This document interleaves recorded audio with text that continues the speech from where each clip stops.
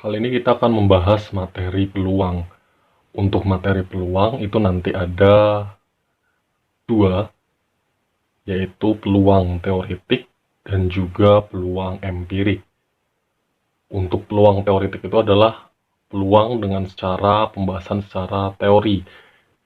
Jadi menghitung peluang berdasarkan teori-teori yang ada.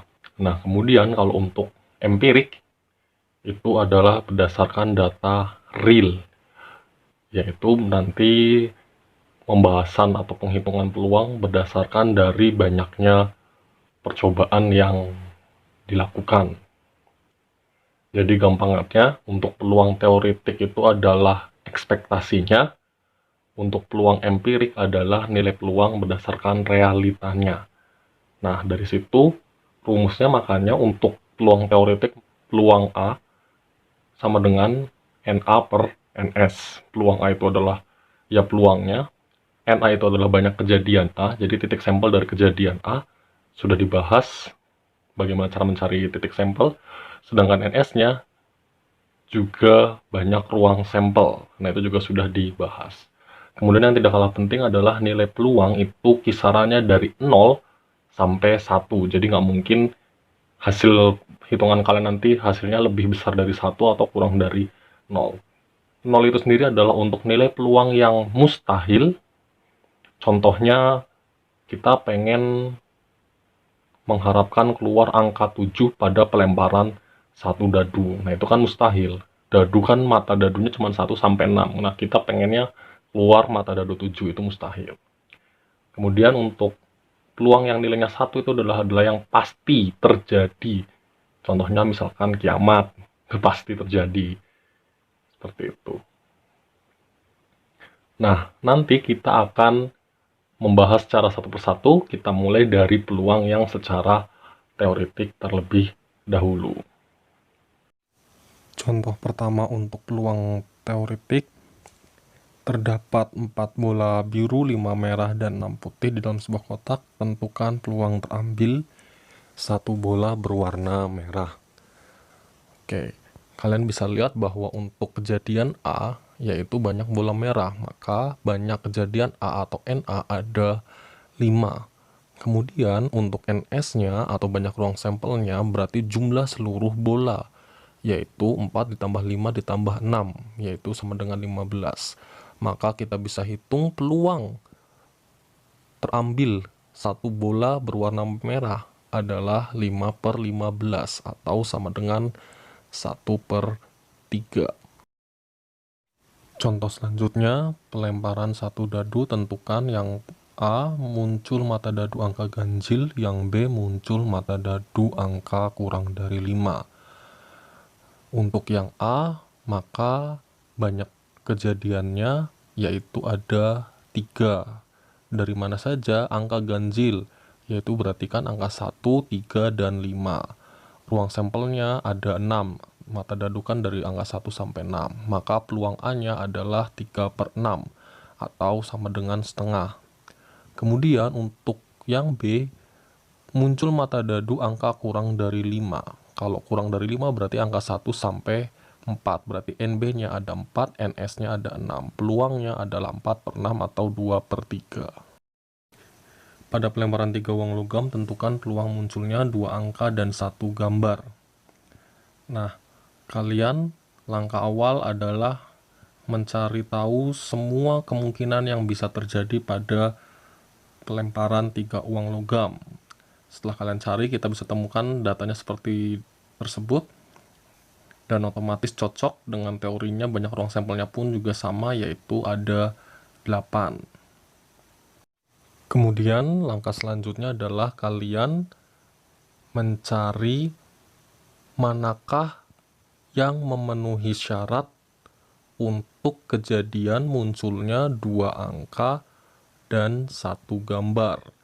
Jadi dari 8 kemungkinan yang ada, kalian bisa menemukan muncul sisi 2 angka dan 1 gambar adalah AAG, AGA, dan GAA. Nah, banyak kejadiannya ada 3, sedangkan ruang sampelnya ada 8. Maka Peluang kalau kita ingin mengharapkan muncul 2 angka dan 1 gambar pada pelemparan 3 uang logam, maka peluangnya adalah 3/8. Contoh selanjutnya, sebuah dadu dan sebuah uang logam dilempar secara bersamaan, tentukan peluang muncul mata dadu genap. Oke, untuk mencari banyaknya kejadian, memang lebih baik harus mencari banyak uang sampelnya atau mencari banyak kemungkinan yang ada, itu kan lebih baik. Tapi kalaupun tidak masalah. Contohnya untuk soal yang seperti ini, muncul mata dadu genap, maka kita fokus dulu ke mata dadunya, yaitu genap. Mata dadu genap itu angka berapa saja? Yaitu angka 2. Kalau enggak 2 berarti 4, kemudian 6. Nah, kemudian bagaimana dengan koinnya? Karena koinnya tidak ada syarat apapun yang disebutkan atau yang diminta, maka untuk koinnya berarti boleh angka juga boleh gambar. Kemudian yang 4 juga sama, boleh angka, boleh gambar. Nah, kemudian yang angka 6 juga boleh angka, boleh gambar. Dari sini kita menemukan ada berapa? 1, 2, 3, 4, 5, 6. Berarti NA-nya itu ada 6. Bagaimana dengan ruang sampelnya? Padahal kita nggak mencari secara satu persatu seluruhnya. Kita tetap bisa menghitung ruang sampelnya. Yaitu karena sebuah dadu berarti ruang sampelnya ada 6. Kemudian dan sebuah uang logam, ini ya, dan sebuah uang logam. Uang sampelnya ada 2, berarti total untuk semua ruang sampel dari sebuah dadu dan sebuah uang logam yaitu 12. Maka kita bisa hitung peluang A yaitu 6/12 atau setengah. Kemudian contoh yang terakhir, pada pelemparan 2 buah dadu tentukan A. Peluang muncul mata dadu pertama angka prima dan mata dadu kedua angka genap. Kemudian yang B, jumlah kedua mata dadu kurang dari 7. Kita bahas dari yang poin A dulu. Untuk peluang muncul mata dadu pertama angka prima dan mata dadu kedua angka genap. Oke. Untuk mata dadu pertama angka prima berarti kemungkinannya adalah mata dadu pertama kalau nggak angka 2, 3, 5. Kemudian mata dadu keduanya angka genap, berarti yang keduanya berarti kalau nggak angka 2, 4, 6. Begitu pula yang ada di sini. 2, 4, 6. Nah, yang di 5 pun juga sama. 2, 4, 6. Jadi kan kalau kita tulis titik sampelnya kan berarti di sini 2,2 kan mata pertama prima, kedua genap, kemudian 2,4 dan seterusnya sampai di sini. Nah, ini 5,6 mata dadu pertama prima, yang kedua genap. Totalnya ada berapa? 1, 2, 3, 4, 5, 6, 7, 8, 9. NA ada 9. NS-nya karena 2 mata dadu berarti 6 kali 6, 36. Berarti peluang A-nya yaitu 9/36 atau sama dengan 1/4.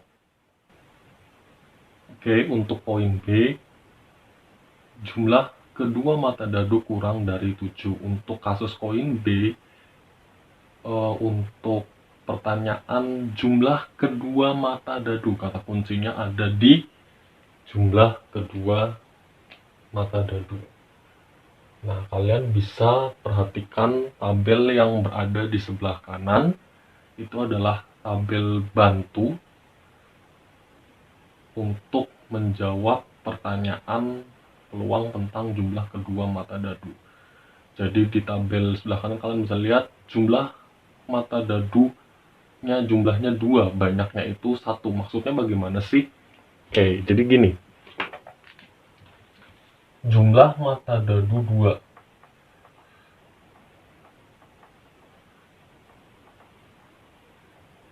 maksudnya jumlah mata dadu 2, itu berarti kalau ada 2 dadu yang kalau dijumlahkan hasilnya menjadi 2 itu berarti berapa? Kan hanya 1,1, berarti kan banyaknya cuma ada 1. Kemudian untuk jumlah mata dadu 3, siapa saja yang kalau dijumlahkan kedua mata dadunya hasilnya 3?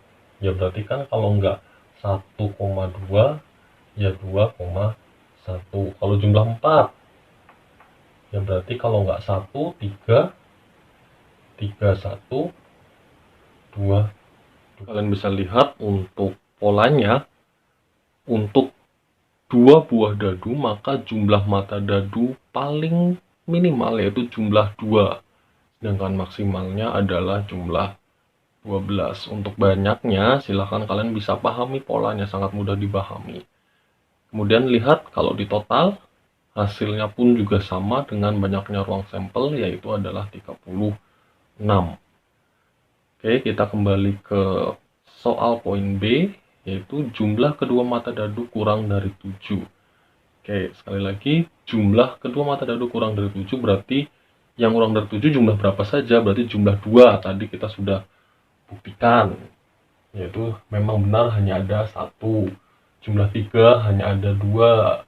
Jumlah 4 ada 3. Nah, dengan bantuan tabel kita tidak perlu membuktikan secara terus-menerus. Kita bisa gunakan analogi, jumlah 5 itu nanti ada 4. Nah, jumlah 6 itu nanti ada 5. Sehingga NB-nya untuk kejadian B banyaknya yaitu adalah 1 ditambah 2 ditambah 3 ditambah 4 ditambah 5, yaitu 15. Sedangkan NS-nya yaitu 36, maka peluang dari B yaitu 15/36, yaitu sama dengan 5/12.